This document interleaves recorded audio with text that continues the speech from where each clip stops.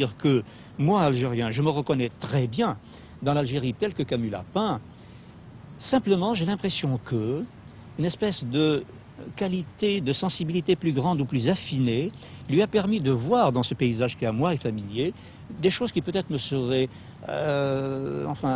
seraient passées peut-être un peu inaperçues. Est-ce que le fait qu'il y ait peu de personnages algériens, proprement dit, on disait à l'époque musulmans, ou que ces personnages fassent plus ou moins partie du décor, est-ce que ce fait vous dérange, vous gêne chez Camus? Je ne voudrais pas avoir l'air de cultiver le paradoxe, mais je pense que c'est une vérité que de dire que ça ne devrait pas déranger. En tout cas, moi, personnellement, ça ne me dérange pas. Je sais très bien quels arguments on pourrait opposer à Camus, le petit nombre de personnages algériens qui apparaissent dans ses œuvres et qui ne sont pas toujours peut-être vus sous le meilleur jour. Enfin, je pense à l'étranger comme je peux penser à d'autres choses. Au fond, c'était, je crois, une preuve de sa sincérité profonde.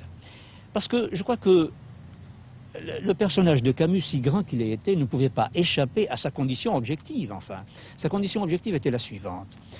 C'était ce qu'il est convenu d'appeler, disons, un pied noir, un Français d'Algérie.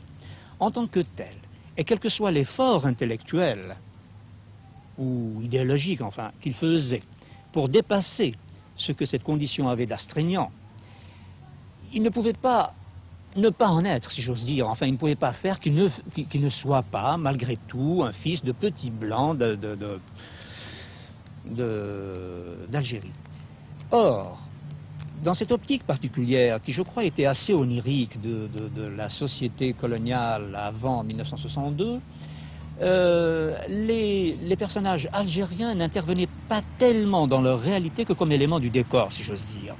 Le fait qu'on leur imposait, par exemple, qu'on imposait à tous les hommes le même prénom, Ahmed, et à toutes les femmes le même prénom, Fatma, prouve, je crois, est une caricature peut-être, mais quand même une image de l'idée que se faisait la société pied noir de la société algérienne réelle. Ceci dit, Camus n'aurait pu faire qu'une espèce de série d'images d'Épinal. Étant donné que ces personnages algériens, avec lesquels il pouvait sympathiser intellectuellement, en réalité, sa vie profonde n'était pas la leur. Qu'on le veuille ou non, il y avait cette espèce de rideau, qu'il fût de soie ou qu'il fût transparent ou n'importe quoi, mais il y avait quand même cette espèce de rideau qui séparait les deux sociétés.